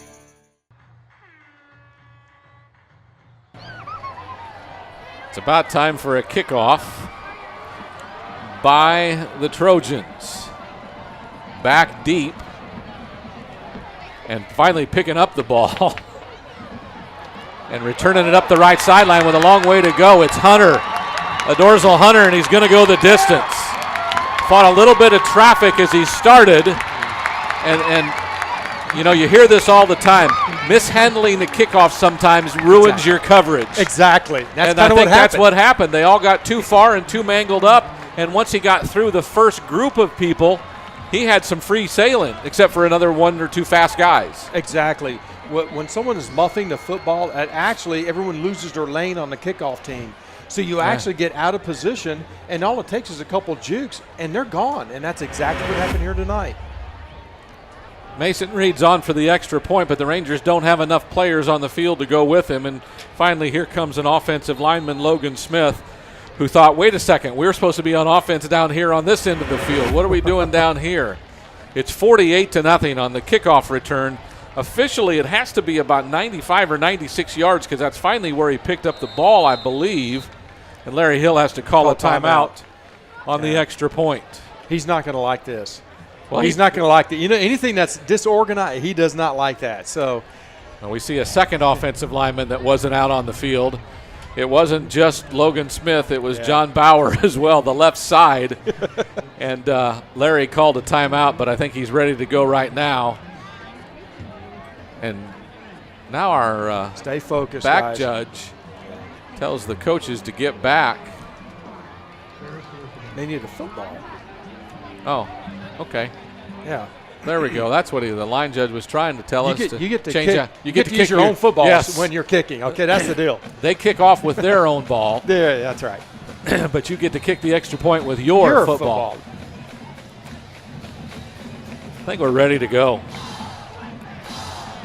By the way, the deep snapper is John Beck, and the holder looks like to be Jeremiah Gilliam. And the kick by Mason Reed is good, and it's 49-0, 17 seconds into the second half. I'll tell you, Reed has probably not played this much. Seriously, he may need to get the game ball after all the kicks and kickoffs and point after attempts, and he's definitely earned his stripes tonight. Well, we know Brent's probably listening, and I'm sure when he interviews Coach Hill this week, he can talk about that. Ice down the kicker's leg. You know that's always a good sign when you're a coach. Well, I hope they did that at halftime because he did look fresh. The extra point did look good. Well, he's had plenty of practice tonight, his seventh one. I've been impressed with their kickoff coverage, PAT teams, all the hands, what we call hands team or special teams. The Rangers have done a really nice job of just being organized, coordinated, disciplined, and assignment type of football because, you know, when you miss an extra point or you get one blocked like last week, you know how that turns the game around. And it really, most of the time, it's just 90% is mental. We have a different kicker. Mason Reed has retired for the night. I'm telling you. And it is Brian Robles, listed as a defensive end at 5'8" and 170. The junior will handle the kickoff here. The end-over-end kick is not a long one, and it will bounce about the 13, fielded by Merrick, and he goes out of bounds at the 17, so kick coverage is good again. Actually, that's not Merrick that time. That is Beal. Corey McElroy on the coverage as the Rangers doing some celebrating of sort. Yeah. As we've got a whole bunch of players in there that probably aren't on the depth chart. So we'll start calling them out as we see them. Michael Smith is on the defensive line along with Robles, I believe. Linebackers are different as well. Jordan Johnson is one of the linebackers. We'll call them out to you as they make plays. New quarterback. Handoff. And going nowhere is Fulmer. Dropped about 2 yards behind the line of scrimmage, which they say was the 20. It's at the 19, so it's 2nd and 11. Del Bosque is the quarterback in for Anderson Trojans right now. I guess they're trying to just change the personnel around, see if we can get some sort of spark, get something moving. Trying to see something. Yeah. You have to have some kind of offense to be able to play football successfully. Back at safety is Jacob Johnson. Here's a quick pass out to the edge, kind of a short arm throw to Beal, who shoved out of bounds just across the 20. They'll mark him up to the 22. A gain of 3. It'll be third down and about 8 yards. A bunch of players out there, including number 45, Caleb Reed. Yep. Good inside-out pursuit by the entire secondary of the Ranger secondary. As a quick pass to the outside, but when the Rangers are flying to the football like that and gain tackle, then it doesn't go very far, only for 2 yards. Anthony Valles is one of the cornerbacks on the far side. Here's Bosk to pass, completes it out on the far side, gets by one of the defenders, then slid down, tackled about the 29. It'll bring up fourth down. We'll see if they might want to take a chance down 49-0 and go for it. Might as well. But I think it looks like the punt unit is coming out. Well, maybe if they can flip this field territory. Position, yeah. Field position. It'll be it gives them a chance. Woodard will go back deep as Graff comes in to punt. He's been more active tonight than I think he wished he was. Yeah. Good pressure, not a bad kick, kind of low line drive. Gets a good bounce, and then it bounces out of bounds at the 43-yard line. So not a good punt, about 27. 27, a little more than that. So the Rangers will start 1st and 10 from their own 43-yard line, so they didn't really flip the field very good on not much of a flip there, is it? The short punt. More of a flop than a flip. 28 yards officially on the punt. No return. Woodard kind of frustrated. There hadn't been a punt that he's been able to catch since the first one. So the Rangers bringing some backups in on offense as well, and here's illegal procedure. Somebody moved on the far side. Ryan Hill, the wide receiver on the far side. Not sure it was him, but movement. The backup quarterback is in as well. We'll tell you that Colton Eilers, a 5'11", 155-pound junior, his first experience of the season, is in at quarterback. 2 receivers to the right, 1 to the left, 2 backs in the backfield. Handoff, faked, now completed pass out to the edge to Rios, and he steps out of bounds near the 40-yard line, maybe the 41, so a loss of a gain of a couple of yards after the penalty. Be second down and long. I don't think they're going to get too fancy. I think what they're going to just basically do what the defense gives them, if it's run or pass. I don't think they're going to take any high risk, kind of long pass plays or anything like that, but just to run the football, base offense. So a handoff going left. Yep. Is not going to go for much. It's Franco. And then he reverses field. He's got some room across the 50. Inches out as he tries to muscle ahead near the first down. I think it'll be marked down at the 48. It'll be 3rd and 1. There's a whole host of defenders there. Again, backup linebacker Trey Wood among them, making the tackle at the 48-yard line. Franco really didn't have anywhere to go the way the play was designed, but sure, with his athleticism, he was able to cut back across the gain and pick up something. So now the Rangers hustle up to the line of scrimmage. And we have more whistles. Timeout, Austin Anderson. 7:51 to go in the third quarter. The Rangers up 49-0. We're back after this timeout. Whether you're looking to build a new home, buy your first car, or follow your dream of being your own boss, let a neighbor help you. We understand your financial needs because we live and work here. Sage Capital Bank. Back to Rangers Stadium where it's 49-0. Smithson Valley on top of the Austin Anderson Trojans. Right now with 7:51 to go in the third quarter, it's just finding enough things to talk about that don't seem too mundane as the Rangers giving some experience time to a lot of the backups, including backup quarterback Corey Eilers. It's game 2, so how long has he been a backup really, Tony? You know, he's in there with 3 backs to the right. They look to the sideline for the play adjustment. 10 seconds to go on the play clock. Eilers tells his offensive line what adjustment they've made, takes the snap, hands it off. Yep. Not much room for Franco this time on 3rd and short. He won't get it. The offensive line doesn't create much room for him. Jeremiah Byers on the defensive line makes the tackle back at the 50. It'll be 4th down and about 3, and the punt unit comes on for the Rangers and Brance Anderson. Is this his second punt of the night? Seems to me that would be what I would guess.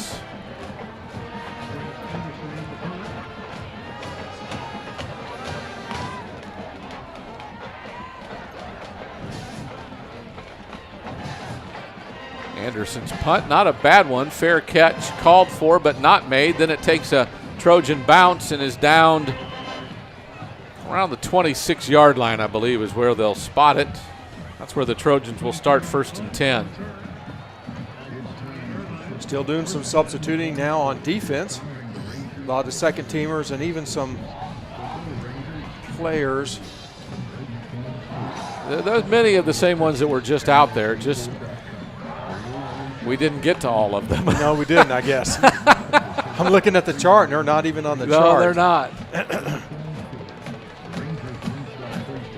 As the officials change the football out for the Trojans, they'll start 1st and 10 from their own 28-yard line. Receiver to either side. And a quick pass out to the edge, completed but down is the wide receiver. I think that's Merrick. Mitchell.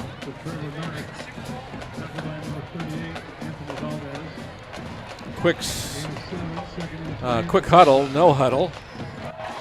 Bosk again, same pass play. Mitchell again, this time wrestled down after he gets the 1st down. The ball be marked up to the 41-yard line.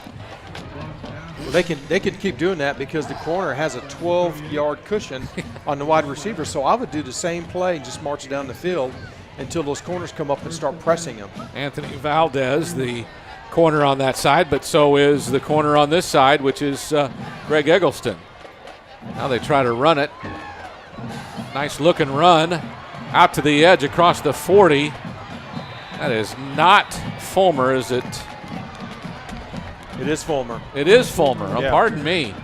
He ran with some more effort that time than we'd seen him the whole game as Coy Fulmer breaks one off about 30 yards. Little counter play back to the weak side. Nice blocking up front by Alonzing and Ramsdale. So here's a quick pass to the edge again. It's Mitchell. Valdez wraps him up, but not before a 1st down yardage near the 18-yard line. Same pass play. 12-yard cushion by the corner. They're going to keep doing that little quick hitch. So Valdez on the tackle, but it's 2nd and short as he didn't get the 1st down. Del Bosque again takes the shotgun snap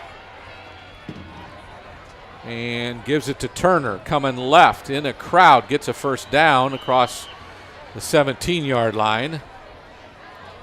That counter play again. It's just a counter trap between the guard and the center. And the outside, the left tackle, John Ramsdale, did a nice job again, caving down the defensive end. A little bit of a crease for the runner. That time, Fulmer had enough to be able to pick it 1st down. So 1st and 10. Well, there's a dangerous pass, finally caught on a little bit of a wide receiver screen. Not real sure. Looked like it could have been intercepted with another quick move, but the Rangers give it up. Out there on part of the coverage is Valdez.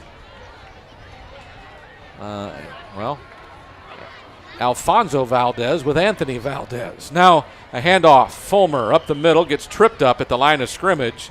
He'll fly forward for a couple of yards, and it'll be 3rd down and about 6 from the 13-yard line. Nothing fancy about that play, just a quick dive right through the B gap. Man-on-man blocking, enough for Fulmer to get a few yards out of it. So 2 receivers right, snap a little high, bobbled. Now he'll give it to Turner, and the defensive pressure is there, but he breaks some tackles. Now gets loose, finally wrestled down at the 10, where it'll be 4th down and about 2, maybe 3 yards. We'll see what the Trojans want to do, probably go for it. Man, I thought that the quarterback, Del Bosque, was going to be able to miss that snap because it was hot, coming up high and hot. But he made something out of it. Michael Smith among those in on the tackle for the Rangers on that one. The ball's just outside the 10, so it's 4th down and about 3. We've got a receiver either way. Slot back left. Back is offset of the quarterback, Del Bosque. He takes the snap, bobbles it. It's on the ground, and the 4th down will go over on downs as they don't even give themselves a chance to run a play on a 4th down. The bobbled snap turns it over. Yep. Mistake after mistake. They finally got some momentum, marched down the field, got some plays that seemed to be working for them, some pass plays, a couple quick hitches out to the flat, counter trap play with Fulmer running at about 35 yards. Things are starting to move. You at least want to see them get in the end zone one time. They bogged down on that 4th down. Bad snap from the center. It's over. So the Rangers come out, quick pass out to the edge, and the defense is right there. Intended for Moorhead. Tackle made by Andre Jackson. Jackson had that read from the very beginning. That quick hitch, wasn't going to go anywhere. Andre Jackson actually was one of their leading tacklers from last week also with an interception. So he's a heck of an athlete. He read that one beautifully.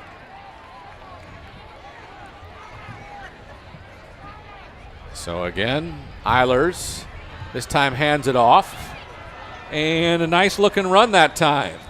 Again by Franco. The junior gets a 1st down run past the 25 to the 27 before he's dragged down. They'll actually mark him up to the 28. It'll be 1st and 10 there for the Rangers. Should we call that play a counter trap or a counter trade play? Because it's almost identical to the counter trade. Pulling that offside guard. You call it a good looking play. You call it whatever you want. I'm just going to tell them who runs the ball. You just call it whatever you Well executed, I will say. Yes. So an all backup offensive line. High snap. Gets Franco out to the edge again where they'll pile him up and push him down near the 35. So a gain of almost 7, maybe 6 to the 34. It'll be 2nd at about 4. We've seen a lot of high snaps today by both teams. I don't know what's going on, but again, Eilers did a nice job of grabbing it from up above his helmet to be able to get it into the belly of the running back to even have the play. Have a chance of working. I mean, that's good athleticism. Eilers sends 2 receivers to the left. A 3 set of backs. Here comes Franco. Gets some nice blocks. Tries to squirt outside, but is that Jackson that ends up running him down and tries to get the ball loose, does Jackson, but Franco goes down finally. And somehow he'll be, I thought his forward progress was further ahead than that, but they'll mark him at the 32. I really thought his forward progress was up at the 35 and they dragged him back, but don't know what happened. Maybe the ball came loose, I don't know. I don't know who got penetration behind the line of scrimmage defensively. That's what really messed up that play, where Franco had to bounce back out and Jackson was out there sitting there making the play. So 3rd and about 5 from the 32-yard line. Eilers looks to the sideline. Play clock near 10. They make some adjustments. Looks like Moorhead moves to the other side. Eilers with the play clock needs to snap it. Finally does. Straight, short drop back. Throws it across the middle. Could have been picked off, but dropped. Rattle was there. John Mark Rattle was there to knock it down, and it's 4th down. Yeah, not a good decision that time by the quarterback Eilers. He shouldn't be throwing it into that type of. I mean, you had 3 defenders right there around the receiver. Just don't need to try to force that in. So Brace Anderson back into punt with 29 seconds to go here in the 3rd quarter. Good snap. Low kick. Almost looks like it's into the wind, although I don't see a whole lot of wind out here. It is fielded, and a nice run back is made. Jackson on the return. Finally brought down by several defenders, including, I think can't tell if that's Spencer or Beck. 48, it's 46, Dane Spencer on punt coverage. So the defensive unit is back out, as the Trojan offense with Scott Del Bosque, the junior, into play quarterback. 2 receivers left, 1 to the right. In motion is Mitchell to the right. Del Bosque takes the snap, gives it to Fulmer. Caught in the backfield, gets out of the tackle, now gets loose, but then gets help, and he's brought down anyway. Got in there first was Caleb Reed. He held on to him for a while, but then Fulmer got loose, and then help came in from Austin Duncan, and that's where Fulmer went down with a loss of about 4 or 5 yards. That's what happens when you get really good defensive penetration in the backfield. It really messes up the timing of the play, and that's what happened that last time when Reed was able to get back there so quickly. It just really disruntled the whole timing of the play. So the third quarter comes to an end. Means the second half is half over. We'll be back after this timeout. The Rangers lead at 49-0 on the Ranger Network. It's really great to be part of this wonderful community. Smithson Valley is about friends, family, and taking good care of one another.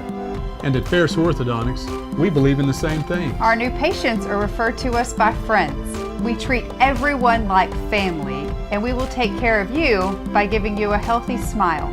Ferris Orthodontics. Line them up.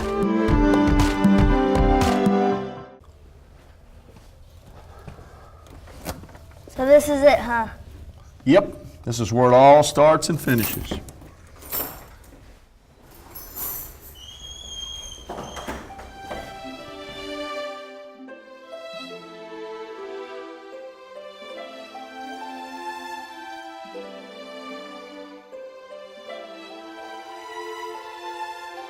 Joe Pavelek, Jeff Shin, Alan Hill, Pat Bailey, Matt Hilson, Clint Haney, Cody Fuller, Eric Anders, Garrett Smith, Andrew Sandejo, Josh Adkins could have dressed in the soccer. We got work to do, kid.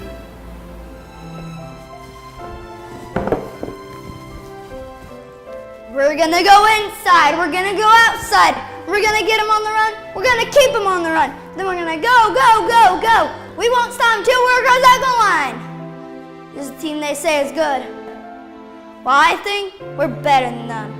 So what do you say, man? Let me give it a try. Making videos is not easy. It's confusing and it's hard work. Well, I'm here to tell you, when your back's against the wall, call Wick Productions. It's who we use for game night scoreboard production and the Rangers Network. Amazing, Coach. Another perfectly executed shameless plug.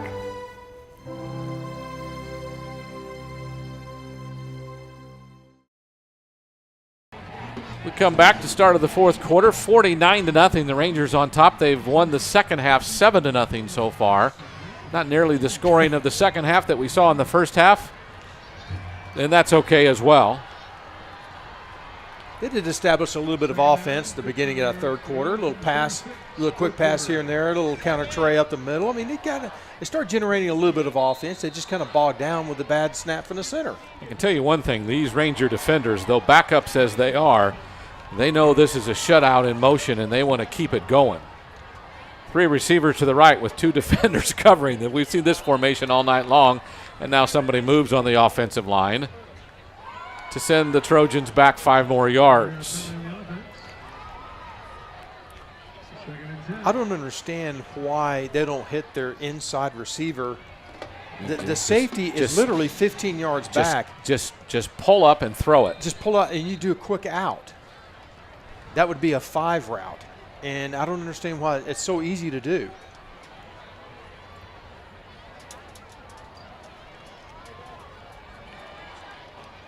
Here's a throw over the top and not very close to anyone. Looks like Beal was the intended receiver. You know, Weston Mays on coverage. You know, when I look at the Anderson Trojan roster on offense, you've got some wide receivers with some height, and it's like they haven't really tried to exploit that against a very much shorter secondary at Smithson Valley. I don't understand that, particularly with Mitchell. He's 6'4". You know, why would you not be going to him all the time? He's got a 12-yard cushion on the defender. Why would you not go to him? Now the closest man to the slot receiver on the right. And there he goes across the field, Mitchell. But they throw it to the outside, and it's a completed pass. Is that Merrick or was it Beal? Weston Mays. Weston Mays had the tackle, but who caught it? Oh, it's Beal. It was a Beal? Yeah. Okay, thank you. Sorry. 4th and 12. It's really hard to see those numbers when they're on the other side of the field. Well, my whole point was I saw Mitchell in the slot under here, uncovered. And he ran across the field. Started field. across the middle of the field. And no one picked him up. No one went with him. What did I just say? Why don't you give him the football? Here's a punt. It is Graff. The end-over-end kick gets a Trojan bounce and will go out of bounds at the 23-yard line. 38 yards on the punt. You know Coach Hill's got to like this kind of game. Oh, yes. I mean, second game of the year, and you're already playing your backups in the second half. This is outstanding. This is almost like a scrimmage or practice type of scenario for him with all the fans here cheering him on. I mean, it's really a good situation. Well, you get to keep 22 sets of parents really happy that their boys got to play tonight, and that's part of coaching. Well, your starting 22 are on the bench being able to keep rested. No doubt about it. Next week will be much different. Here's a quick handoff. It is, nice run. Again, a nice run by Franco. First down yardage across the 35. Finally dragged down at the 37-yard line. Well, he's not very big. Franco's not very big, but he sure does run with a lot of determination. And he runs like he's bigger than he's 5'9"? Here's the point I need to make, too. We have a different quarterback in there. 25, Diego Cervantes, starting tight end, or fullback, starting fullback. He's playing quarterback. He'll hand it off coming this way. It's Franco, has room on the edge. Comes up to the defensive back, which is Peyton Zachary, and he'll run him out of bounds, but not until first down. Well, no, they don't. No, a little bit short at the 46-yard line. So it'll be second and 1. So is Cervantes, is he even listed as a quarterback? Well, he's taking snaps, so I guess he has to be. No, he's not listed on the roster. So, okay. But he's doing. I was thinking Eilers, is he hurt or something? I don't know. Up the middle. Nice looking run by Leo Garcia. Down. Ball came loose, but the ball was already downed by contact, and it's a first down yardage for Garcia. You know, I wish we could have everybody who's in the game on the front line right now, their names and numbers, because they're doing a really good job. It's a whole fresh new offensive line. Lathan Falstich, Merrick Everett, probably Mason Fisher, Jesse Clifton, and Alex Schaefer would be the guys if that was the true backups. Here is Eilers is back at quarterback, and he's got a wide receiver reverse. Nice job by Chris Rivera as he'll get first down yardage inside the 40 at the 36-yard line. He'll get pushed out of bounds. Rangers have another first down. I think that's been kind of a signature play for the Smithson Valley all throughout the history. They like giving those wide sweeps to speedy, small receivers. I've seen it every year. It's almost like a signature play. Yeah, Josh Dillon ran it really well last year for the Rangers. So again, Eilers back at quarterback, sends two receivers to the left. Has a trio of backs beside him.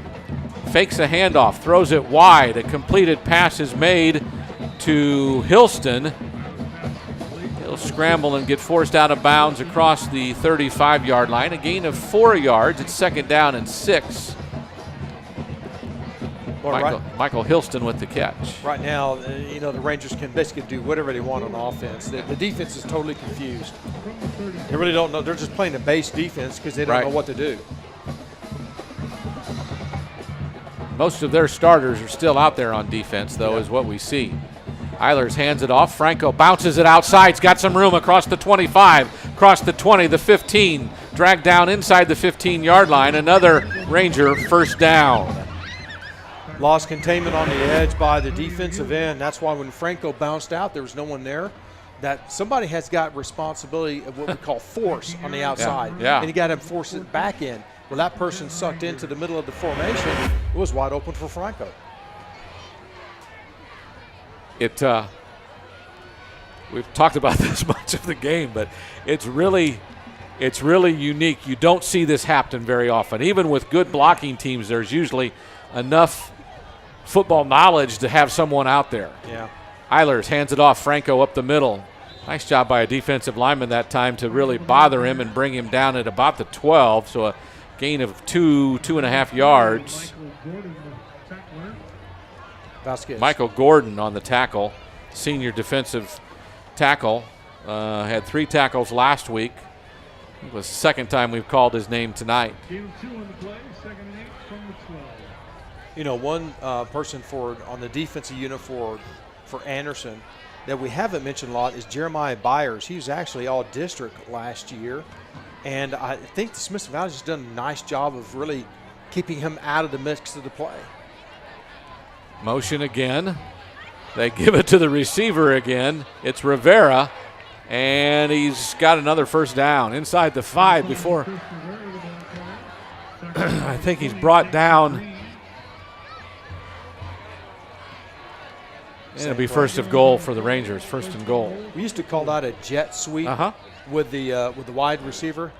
And it makes sense because you get someone with that kind of speed and motion coming across and getting the ball almost in full sprint. That's why it's called a jet sweep.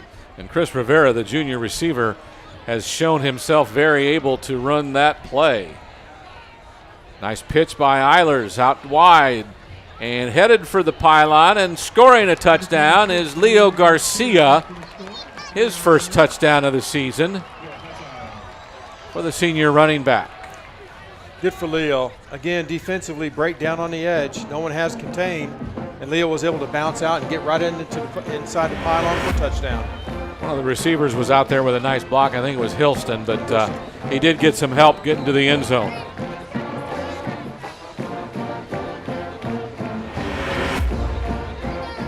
So on for the extra point is the backup kicker, Brian Robles. Kick is up, and it is good. So the Rangers perfect on the night, 56-0. How many touchdowns is that?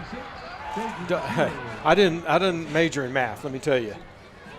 8. It's too many for a kicker. You got to bring out your substitute What's 8 teacher. times 7? Come on. 56. Okay, there you go. Just giving you a hard time. So 56-0 with 5:10 to go in the game. The Rangers eat up a lot of clock on that drive. Nice time-consuming drive. Total offense now around 414 yards. Yep. And 56 yards of positive offense for the Trojans. So we're in the fourth quarter and 414 yards. That's a big contrast from last week. You know, it is. There was a total of 200 and around 50 yards, maybe. I know I don't have the exact number, but I was thinking right around 300. 300. Yeah. Robles will come out for the extra point. And if you haven't been to a game this year, and this is the home opener, so if you're not here today, you haven't been here this year.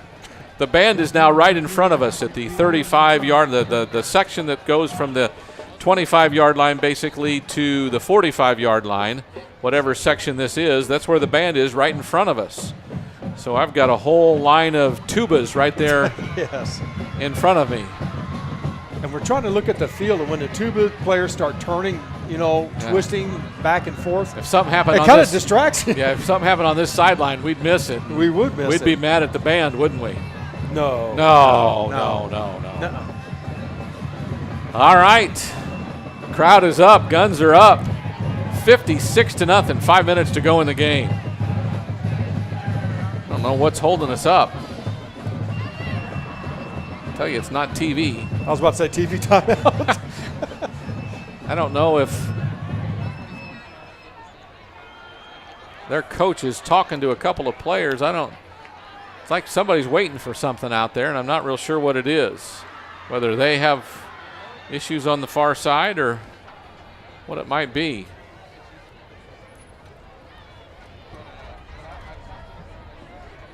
Our referee is back deep with one of their receiving guys, and the score clock's working. Maybe everything's working. Maybe one of the officials was over there.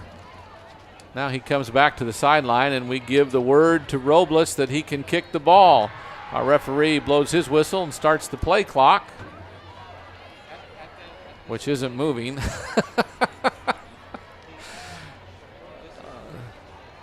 There we go. Now he winds it. Now he winds it. And the kickoff coverage team gets into their lanes. Brian Robles, 5'8", 170 pound, listed as a defensive end, and a backup kicker will put a toe to it. The end-over-end kick angles towards the far sideline.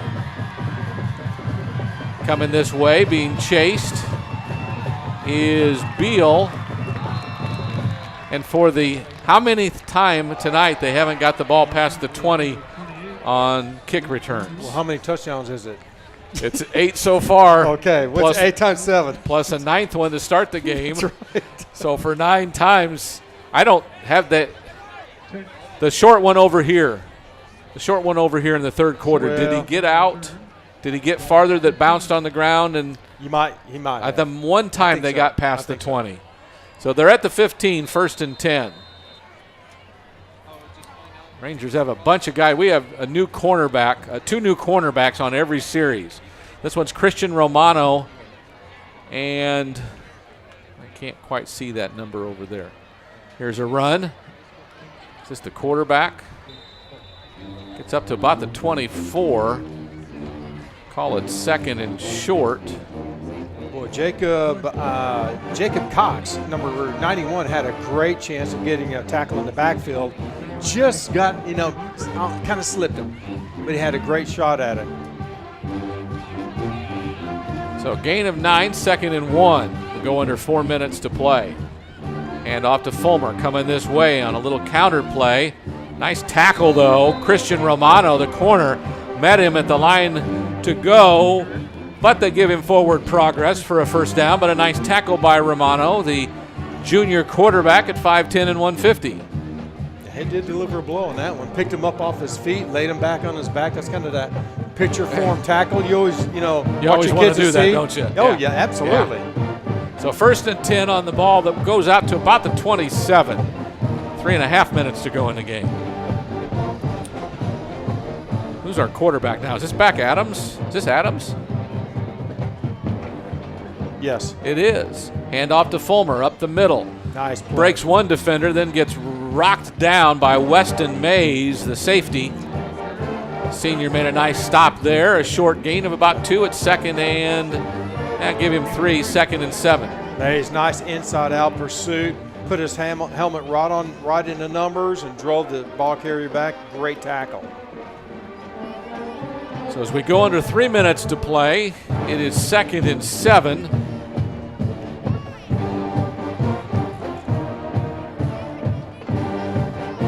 Receiver either way. Tight end on the left, slot back on the right. Here's a little counter play again, and the defensive line just collapses everything. Vincent Ramirez, a linebacker's in there. A couple of defensive linemen. We'll see who comes off the pile. Mays was back there again. Robles again. Yep. And Matt Mesa was in on the play. Everybody up front. Yeah. Party at the pile. Exactly. 3rd and 7 from the 30-yard line as Trojans not really in too big of a hurry. They're trying to get some plays off here at the end of the game. They'd love to get that big goose egg off the scoreboard, but probably not going to happen. Now here's a pass play. Adams looking long, has a man. Coverage beats him to the spot and almost intercepts it. Defensive back on that time saw the ball was going to be short. Was it Luke Mormon or Austin Duncan?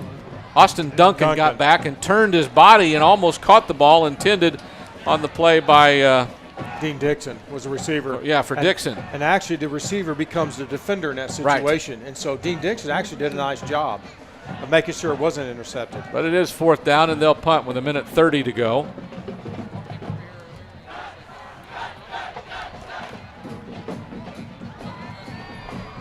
Graff, short kick again. takes a Trojan bounce, and he'll get an extra 7 or 8 yards out of it and be down at the 37-yard line. Well, now the Rangers will come back on offense one more time. I expect they'll take a knee a couple of times or at least just run the ball up the middle. This game is effectively over. 56-0.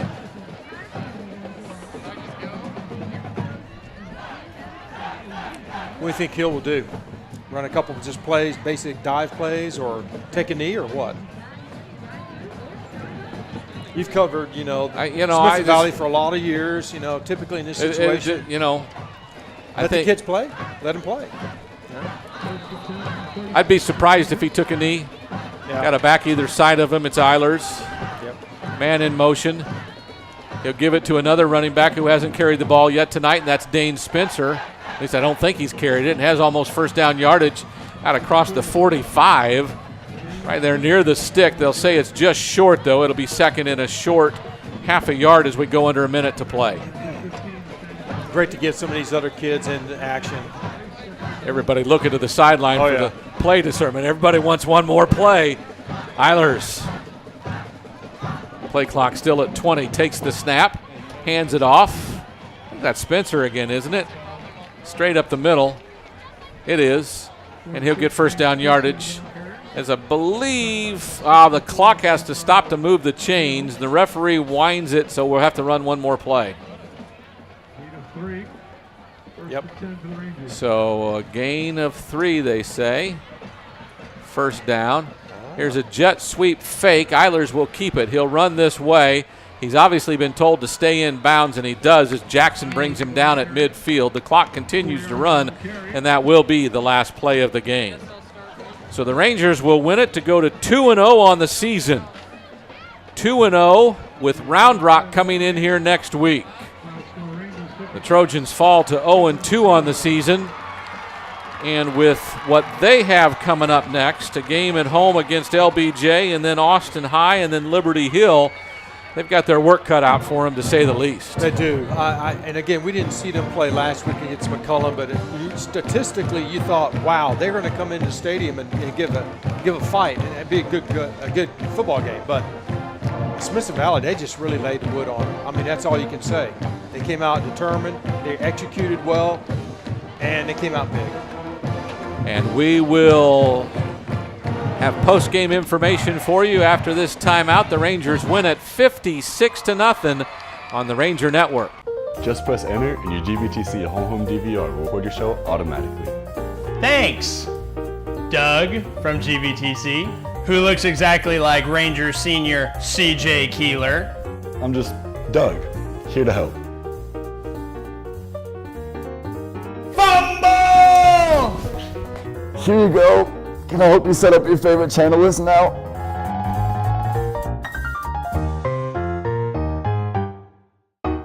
When you're ready for a break, hurry in to Chicken Express. Let us do all the cooking for you. We always offer high-quality, affordable meals that the entire family will enjoy. Our chicken is never frozen and it's hand-battered fresh, so you can really taste the difference. You can expect fast and friendly service at Chicken Express, whether you dine in, drive through, or drive up. Hurry in and hurry back to Chicken Express.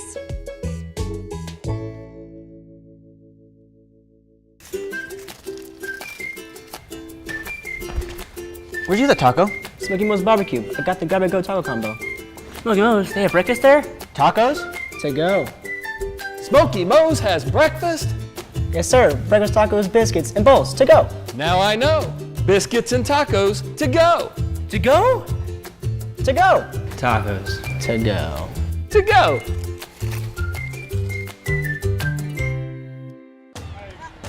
Back to Ranger Stadium, where the Rangers defeat Austin Anderson by the score of 56-0. It was 42-0 at the half, and then the Rangers went to their bench in the second half, and a lot of guys got a lot of plays tonight, and that's really good to see in week 2, as you mentioned, Jeff. So we've played 2 weeks of football, and the starters for Smithson Valley have really only played a game and a half, and that's good going into a dogfight next week against Round Rock. Oh, I don't think you could have dialed up a better game for Smithson Valley than what happened tonight. Now, it's an unfortunate situation for Austin Anderson, but you know what? When you talk about your team and the components, within a team, and you need to get yourself almost with momentum going into, I was going to say conference games, but district games. That's what you try to do, is build up to that point. And this has been a good game to rest some of your starters the second half, make sure no one gets bunged up, although we did have one injury, it looked like, in the first half to Justin Bristol, the starting center. Hopefully he's going to be all right. But other than that, you've got to be pleased. You worked on your special teams, your offense. Looked like they were executing and clicking on all cylinders. They weren't in but for a half, but C.J. Keeler is a name we called a lot. Trey Witcher had some plays. Zuber was obviously big as he was a week ago, but I thought Jordan Johnson, Will Gibbons, and Matt Colemansberger all were linebackers that were very active and did good things as well. What are your thoughts? I'd agree with you 100%. When the defensive linemen are doing their job and getting penetration, those offensive linemen aren't getting back to the second level where the linebackers and the strong safeties are coming in. So that's when the defense schematically is supposed to look like. And so that's why the linebackers for Smithson Valley were all over the field making plays. And a lot of the linemen were too. They're getting great penetration. Again, it's a 4-3 defense, single to gap type of defense. They like to get upfield, and they use their quickness to do it. So Larry Hill will be excited to move to 2-0 and get ready for Round Rock next week. Again, we'll have it for you here on the Ranger Network. So for Chris Gutierrez, who gave us all the good stats tonight, for Geff Gandy, this is Tony Brubaker saying good night and God bless. The Rangers win at 56-0 on the Ranger Network.